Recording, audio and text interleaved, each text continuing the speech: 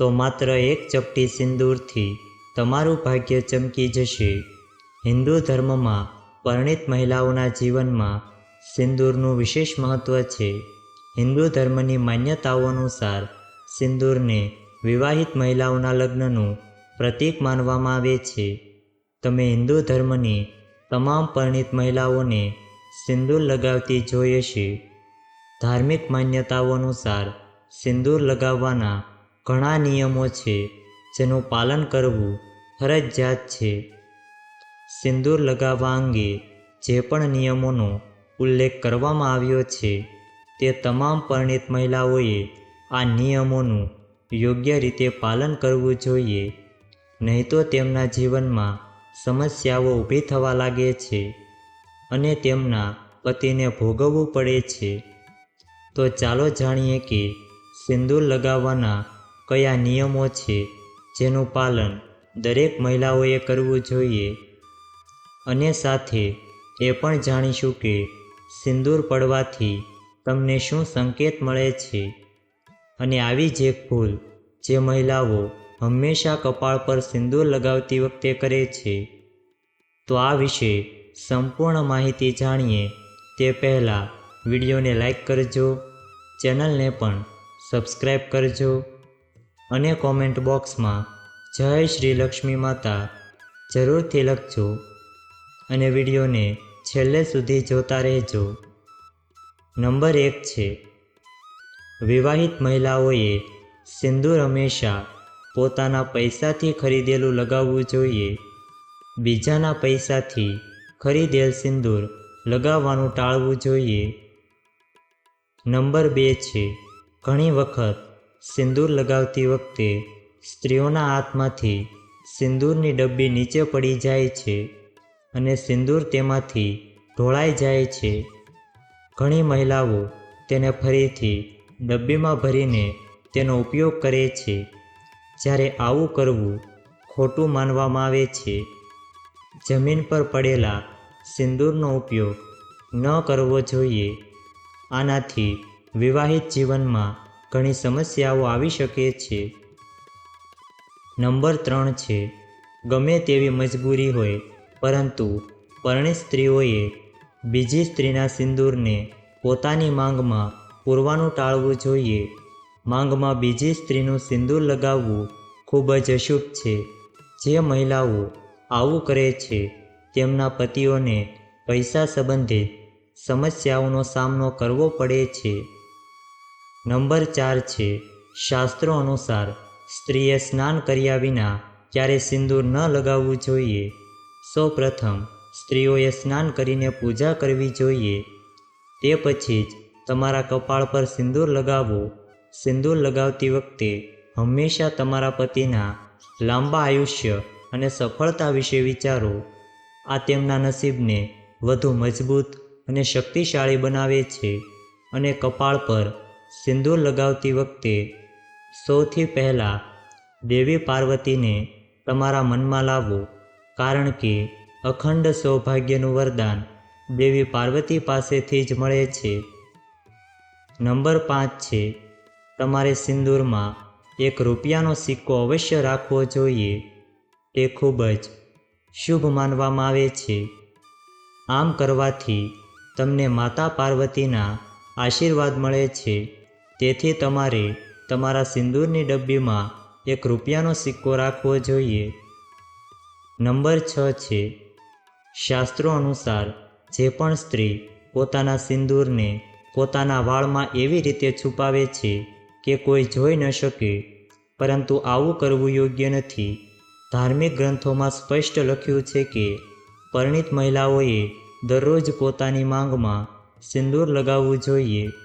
એવું માનવામાં આવે છે કે સિંદૂર છુપાવવાથી પતિને સમાજમાં માન નથી મળતું અને હંમેશા કોઈ પણ કાર્યમાં નિષ્ફળ જાય છે. તેઓ સમાજમાં અને સંબંધીઓમાં છુપાયેલા રહે છે. તેથી બને ત્યાં સુધી સિંદૂર લગાવો. તમારા પતિનું નસીબ પણ એટલું જ સારું અને બળવાન રહેશે, કારણ કે કપાળ પર સિંદૂર લગાવવાથી સ્ત્રીની શક્તિઓ જાગૃત રહે છે. નંબર 7 છે, જો તમને સપનામાં સિંદૂર દેખાય છે તો તે ખૂબ જ શુભ માનવામાં આવે છે.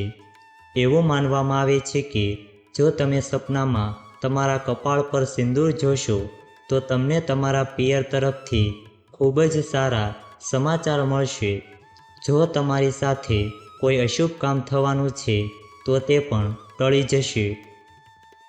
નંબર 8 છે. નવી પરણેલી કન્યાઓએ આ વાતનું ધ્યાન રાખવું જોઈએ કે લગ્ન સમયે પોતાના કપાળ પર લગાવેલું સિંદૂર હંમેશા સુરક્ષિત રાખવું જોઈએ. જ્યારે પણ તમારા ઘરમાં કોઈ વિશેષ કાર્ય અથવા તો વિશેષ પૂજા હોય તો તે સમયે થોડુંક સિંદૂર લગાવવું. લગ્ન સમયે તમને જે વિશેષ આશીર્વાદ મળે છે તે તમને તમારા કાર્યમાં હંમેશા સફળતા આપે છે અને તમારા પરિવારમાં સુખ અને સમૃદ્ધિ જાળવી રાખે છે. નંબર 9 છે. જો ભૂલથી ક્યારેય તમારી પાસેથી સિંદૂર નીચે પડી જાય તો તેને ભેગો કરીને નાળામાં કે સિંકમાં ફેંકશો નહીં. તેનાથી સિંદૂરનું અપમાન થાય છે. સૌ પ્રથમ તમારે માતા પાર્વતી પાસે ક્ષમા માંગવી જોઈએ, કારણ કે સિંદૂર પડવું શુભ નથી. જો તમે માતા પાર્વતી પાસે હાથ જોડીને ક્ષમા માંગશો તો અશુભ બાબતો ઘણી હદ સુધી ટળી જાય છે. ત્યાર પછી સિંદૂર ભેગો કરી કપાળ પર લગાવો અને ઝાડ નીચે રાખો. નંબર 10. માંગ ભરવા માટે હંમેશા સૂકા સિંદૂરનો ઉપયોગ કરો. આજકાલ માર્કેટમાં ઘણા પ્રકારના લિક્વિડ સિંદૂર ટ્રેન્ડ માટે ઉપલબ્ધ છે, પરંતુ તેને લગાવવું સારું નથી. ઘણી સ્ત્રીઓને લાગે છે કે સિંદૂર લગાવતી વખતે તે ક્યારેક તેમના કપાળ પર પડે છે. કપાળ પર સિંદૂર પડવું શુભ માનવામાં આવે છે. તેનો અર્થ એ છે કે તમારા પતિ તમને ખૂબ પ્રેમ કરે છે. નંબર 11.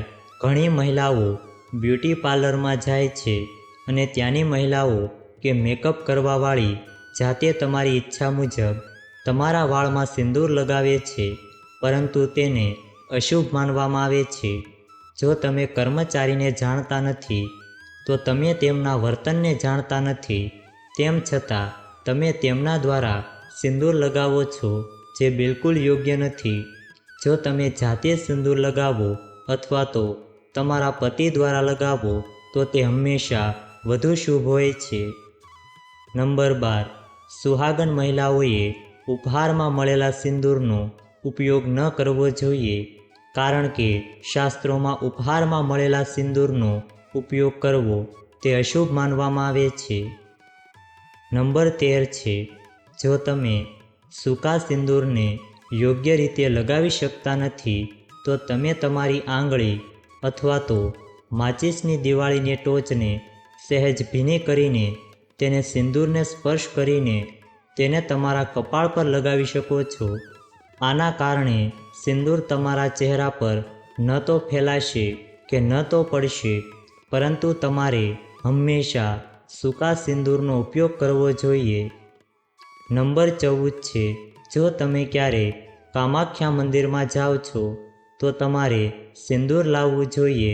કામાખ્યા માતાના મંદિરનું સિંદૂર ખૂબ જ ચમત્કારી માનવામાં આવે છે, અને જો કોઈ પરણી સ્ત્રી તેને દરરોજ પોતાના કપાળ પર લગાવે છે તો તેના પરિવારમાં હંમેશા ખુશીઓ બની રહે છે, અને આવી પરણિત મહિલાઓ હંમેશા ભાગ્યશાળી રહે છે અને પતિ અને પત્નીના સંબંધો હંમેશા સારા રહે છે. જો આ વિડીયો તમને પસંદ આવ્યો હોય તો વિડીયોને લાઈક કરજો, ચેનલને પણ સબસ્ક્રાઈબ કરજો અને બાજુમાં આપેલા બેલ આઇકનને પ્રેસ કરીને ઓલ ઉપર સિલેક્ટ કરી લેજો, જેથી તમને વિડીયોની નોટિફિકેશન સૌથી પહેલાં મળતી રહે. અને કોમેન્ટ બોક્સમાં જય શ્રી લક્ષ્મી માતા જરૂરથી લખજો. વિડીયોને છેલ્લે સુધી જોવા બદલ આપનો ખૂબ ખૂબ આભાર.